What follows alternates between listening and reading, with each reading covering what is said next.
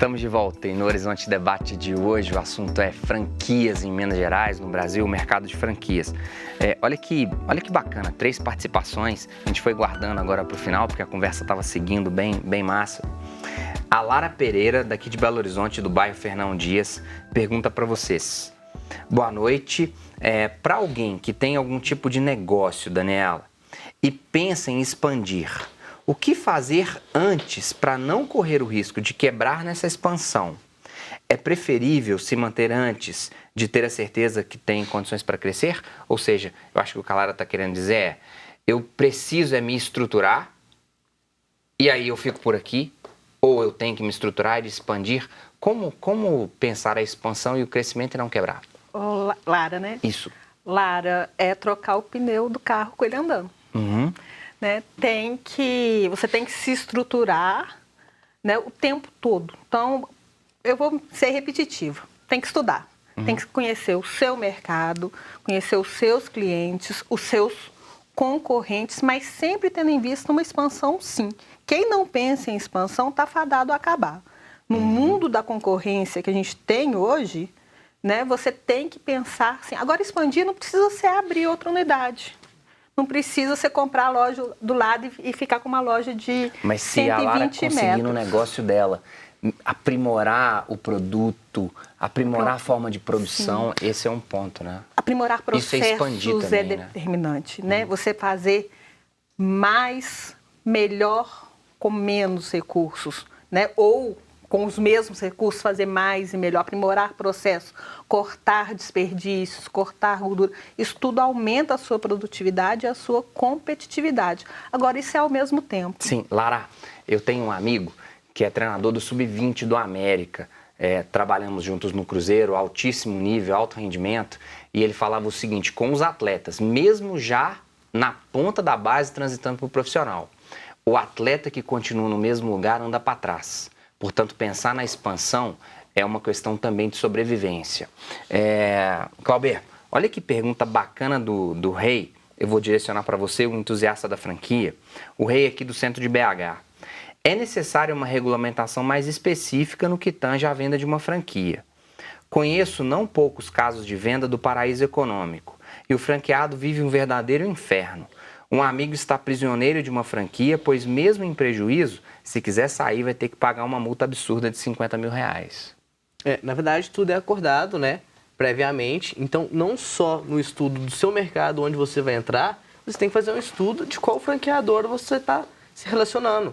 Então, como está aqui o Brasil, foi uma coisa muito transparente. É uma questão de todo mundo explicar. Então, realmente, eu não sou o Gemado ao estar aqui. Na verdade, a gente está realmente na ideia de expandir e de se somar. A gente é um time. Então não tem dessa, como eles falaram no início do programa, você tem que estudar não só o seu mercado, mas qual que é a sua franqueadora, com quem você está se relacionando, quais são, o que eles estão te ofertando. Ou seja, provavelmente essa cláusula de rescisão ela já estava lá no contrato escrita, né? Exatamente. Uma coisa importante, claro, Mário, nisso, quer ser franqueado, seja lá de qual marca for, primeira providência, mesmo antes de você entrar em contato com a franqueadora, liga para 3, 4 franqueados. Pergunta, e aí, como é que é a relação? Estou querendo entrar? O que você me aconselha? Né? Por você, vá e procure, porque a franqueadora ela vai te indicar. Isso é até uma praxe do mercado. Mas vá por você, vá numa unidade que seja mais ou menos parecida com a que você imagina. Um bairro mais ou menos parecido e tal. Né? Que seja em outra cidade, mas tem um perfil que você julga parecido com o seu. Vai numa grandona, vai numa pequenininha. Daniela, só puxando um pouco desse gancho, dessa ideia, às vezes a gente tem a ideia do mercado como uma coisa muito competitiva, voraz, né? Os franqueados, eles são parceiros entre si? Eles precisam ser. Eles precisam ser, porque o sucesso deles forma o sucesso da marca. E o sucesso da marca dá suporte a eles. Então, vamos supor, nós 4 aqui somos franqueados da Taqui. Se eu começo a dar errado, o consumidor, né, o consumidor final, ele não está sabendo se o que deu errado foi a Daniela, porque a Daniela teve problema pessoal e tal. Ele sabe que a Taqui deu errado.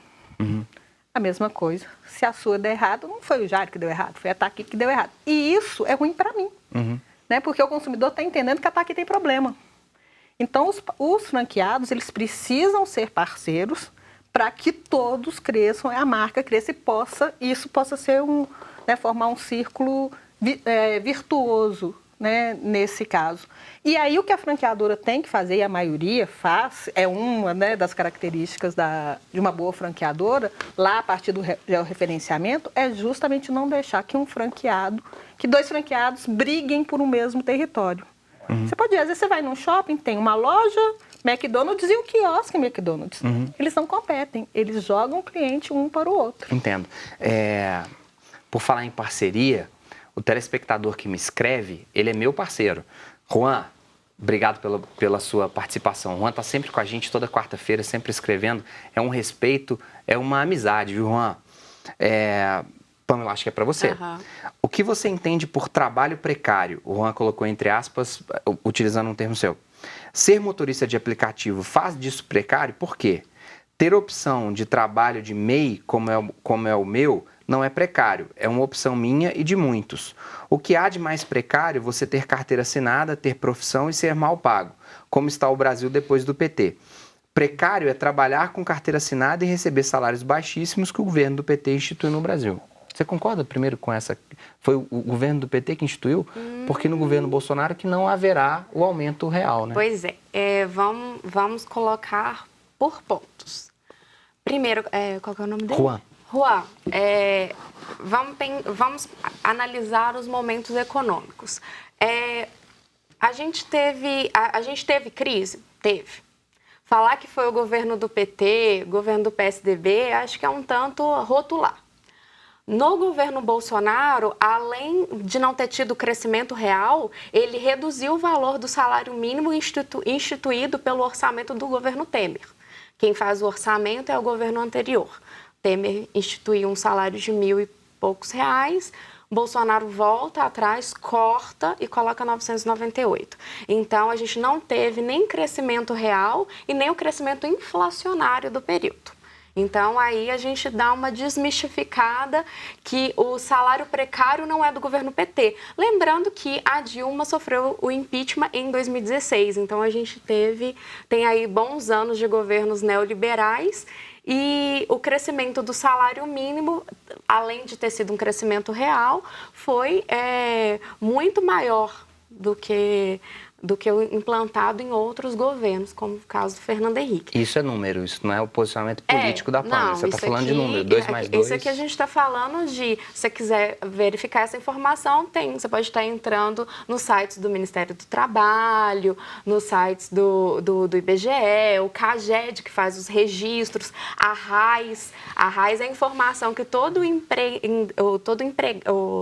empresa ela tem que fornecer para o Ministério do Trabalho. Então, ela informa a escolaridade, o sexo, o grau de instrução e o valor que ela paga de salário. Isso aí é dado oficial, é dado do governo. Falar sobre precarização do trabalho, eu acho que a gente tem que entender o seguinte. Uma coisa é eu querer empreender. Outra coisa é eu começar a trabalhar porque eu não tive opção. Você pode ter seu MEI, é seu direito. A gente vive numa liberdade econômica, independente se era no governo do PT ou no governo do Bolsonaro. Inclusive, você tem MEI e o Simples, porque ele foi instituído em 2009 no governo Lula. Então, a gente teve uma lei que regulamentou para tirar as pessoas do trabalho informal. Então, a gente tem isso, e isso é uma escolha. Do mesmo jeito que o Glauber escolheu ser um franqueado, tá aqui, é uma escolha dele. Agora, o que a gente diz como trabalho precário? Trabalho precário é quando o cara, ele trabalha horas excessivas, então ele não tem uma jornada de trabalho, ele precisa trabalhar 12, 14 horas para ganhar um determinado volume de salário. Ele não tem direito à alimentação, ele não tem direito a plano de saúde, ele não tem direito à seguridade social, ele não paga o INSS. Se porventura ele tiver um acidente. Se ele tiver um acidente, ele não fica afastado pelo INSS, ele não recebe o dinheiro dele lá, né, para os auxílios. Se for uma mulher, não vai ter auxílio maternidade. Então, a gente está falando desse tipo de precarização. No seu caso, caso, né, quando a gente tem um MEI, você junto com o imposto que você paga a Seguridade Social. Então, o MEI tem direito ao afastamento pelo INSS, tem o direito de aposentar, apesar da gente ter tido a reforma da Previdência que muda as regras, mas você está garantido ali por lei. Diferentemente da pessoa que começa a trabalhar por falta de opção. A gente tem 12 milhões de desempregados, estima-se que 26 milhões de pessoas estão com problemas, né? Entre desempregados, desalentados, a pessoa desistiu, então a gente tem sérios problemas, a gente tem 26 milhões de pessoas precarizadas sem esses subsídios, que é muito diferente do MEI. Então, assim, uma coisa é você ter um MEI, outra coisa é você ter um trabalho precarizado. Perfeito. Daniela, Clauber, Pamela, que alegria de ter vocês aqui. Um programa bom de fazer, programa bom para poder aprender e de entender, né, Pamela, também que o empreendedorismo ele não é apenas essa coisa linda, né? Exatamente. Às vezes a gente vai fazer esse discurso da prosperidade e tudo mais, pé no chão, cabeça boa, a franquia é uma ideia legal porque você tem um parceiro que tem uma ideia melhor. É muito legal ter vocês aqui. Convite para um próximo programa, tenho certeza.